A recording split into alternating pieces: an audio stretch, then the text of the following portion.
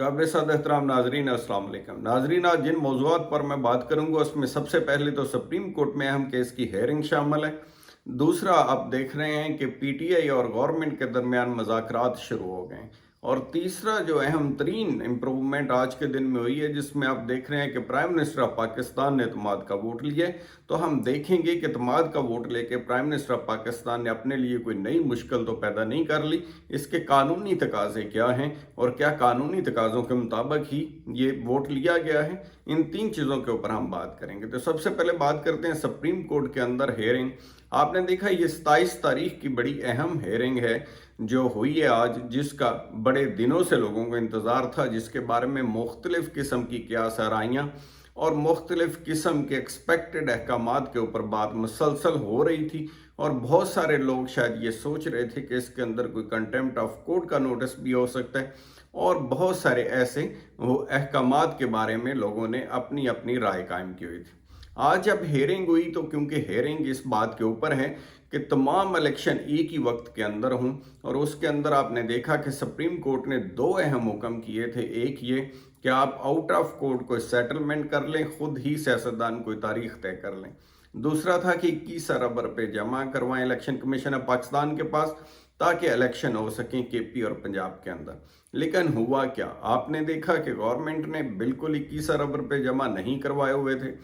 दूसरे नंबर के ऊपर आपने देखा कि गवर्नमेंट ने पहले ही ऐलान कर दिया था कि वो इस 3 रुकनी बेंच को नहीं मानते, बल्कि उनकी दानिश में 4-3 का फैसला है और 4 ने रिजेक्ट किया है, और वो उस फैसले के साथ।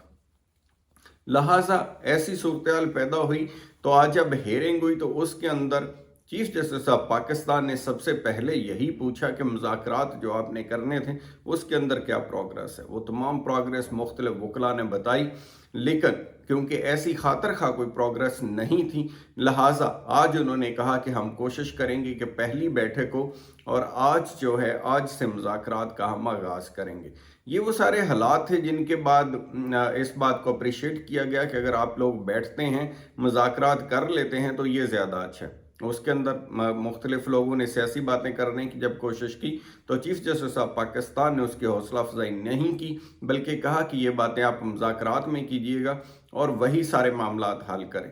बुनियादी तौर पर जो इसके पीछे एक थीरी है वो ये है कि पॉलिटिकल क्वेश्चंस जो हैं, यानी सियासी नुक्ते, वो अदालत के बाहर ही हल होना चाहिए। इसके ऊपर अदालतों के बेशुमार केसेस हैं जिनके ऊपर ये फैसले आए हुए हैं। उसी मंतक को लेकर के चीफ जस्टिस ऑफ पाकिस्तान चाह रहे हैं कि ये मामला अदालत के बाहर अगर हल हो जाता है तो वो ज़्यादा बेहतर है, जिसके लिए मुज़ाकरात के लिए वक्त आपने देखा पिछली डेटा फेयरिंग पे भी दिया गया, आज भी दिया गया, और आगे मज़ीद तारीख अभी तक फिक्स नहीं की गई।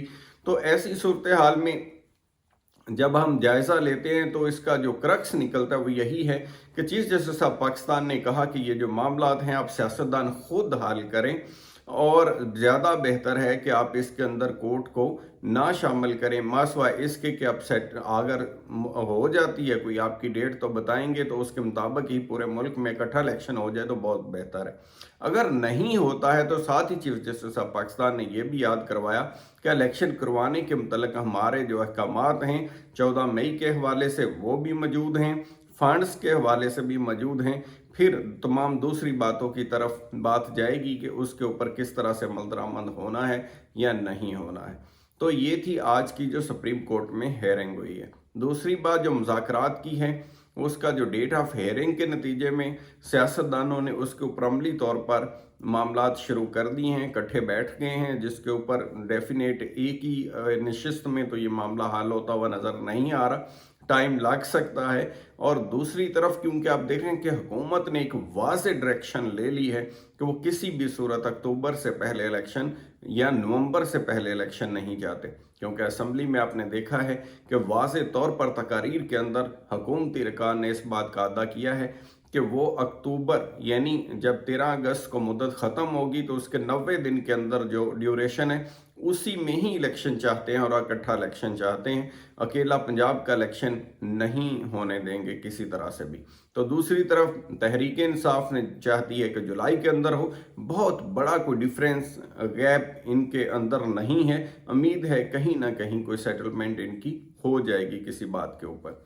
अब आते हैं कि वज़ीर आज़म पाकिस्तान को क्या ज़रूरत पड़ी कि उन्होंने इत्मीद का वोट लिया? इसकी ज़रूरत क्या थी? पहले हम ये जायज़ा लेंगे और फिर साथ दूसरे नुक्ते का जायज़ा लेंगे कि जो इत्मीद का वोट लिया गया है, कानूनी तौर पर उसके अंदर अगर पाकिस्तान तहरीक इंसाफ के जो लोग हैं, MNAs जो मनहरफ होके आए हैं, जिन्होंने लास्ट टाइम वोट नहीं डाला था, उनके वोट की क्या कानूनी हैसियत होगी। तो पहले हम देखते हैं कि क्यों वोट लिया गया। वोट इसलिए लिया गया, नाज़रीन, आपने देखा कि एक साबका तारीख के ऊपर सुप्रीम कोर्ट ऑफ पाकिस्तान ने कहा था गवर्नमेंट को कि वो फंड जारी करे 21 अरब। उस 21 अरब का एक मनी बिल पेश किया गया पार्लियामेंट में। अब मनी बिल के बारे में प्रजम्पशन होती है कि उसके ऊपर कभी भी हुकूमत को फेल नहीं होना होता, उसके ऊपर हमेशा ज़रूरी होता है कि जैसे बजट पास करवाना है या मिनी बजट पास करवाना है, तो हुकूमत के पास अगर उसके ऊपर अक्सरियत ना हो तो समझा जाता है कि वो तमाद खो चुकी है।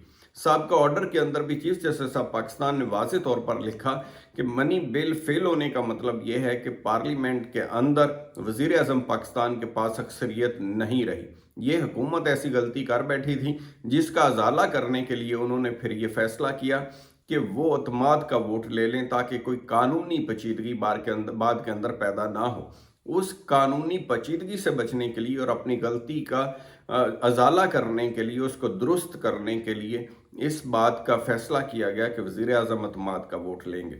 उसके ऊपर फिर आपने देखा वोटिंग हुई। जब वोटिंग हुई तो 180 अफराद की हमायत के बारे में कहा जा रहा है। दूसरी तरफ दूसरे ज़राए जो हैं, दूसरी जमातों के कुछ ये भी दावा कर रहे हैं कि 160 अरकान थे और बाकी मुनहरफ अरकान थे। अगर बाकी मुनहरफ अरकान थे तो 63A के ऊपर जो सुप्रीम कोर्ट ऑफ पाकिस्तान का पहले से फैसला आ चुका है, जिसके अंदर ये है कि वो वोट नहीं गिने जाएंगे, तो उस तरह से फिर अगर उन वोटों को निकाल दिया जाए तो ख़दशा ये पैदा होगा कि वज़ीर आज़म जो है उनके पास अक्सरियत नहीं है, क्योंकि अक्सरियत का मतलब ये है कि 172 वोट्स होने चाहिए।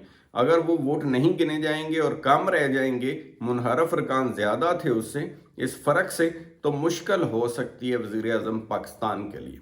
ये अब तमाम चीज़ों के बारे में तय होगा जब ये डिटेल्स आएंगी, नाम शाया होंगे कि कौन से लोगों ने वोट किया है। फिर हम अपने नेक्स्ट व्लॉग के अंदर आपको ये बताएंगे जब डिटेल आ गई कि मुनहरफ अरकान कितने हैं और उस एतबार से वज़ीर आज़म ने प्रॉपर सही तरीके से इत्मीद का वोट लिया है या नहीं लिया है। क्योंकि 63A के अंदर वाज़े तौर पर लिखा हुआ है इनके आर्टिकल के अंदर कि वोट ऑफ कॉन्फिडेंस या वोट ऑफ नो कॉन्फिडेंस, दोनों सूरतों में पार्टी डायरेक्शन के खिलाफ नहीं जाया जा सकता, यानी फ्लोर क्रॉसिंग करके दूसरी पार्टी को वोट नहीं दिया जा सकता। तो ये एक अहम इशू होगा जिसके ऊपर फिर आने वाला वक्त डिसाइड करेगा। उम्मीद है मेरी आज की मालूमाती वीडियो जो है वो आपको पसंद आई होगी। अपना ख्याल रखिएगा, कल इंशाल्लाह दोबारा आपके सामने पेश होंगे। अपना ख्याल रखिएगा। खुदा हाफिज़।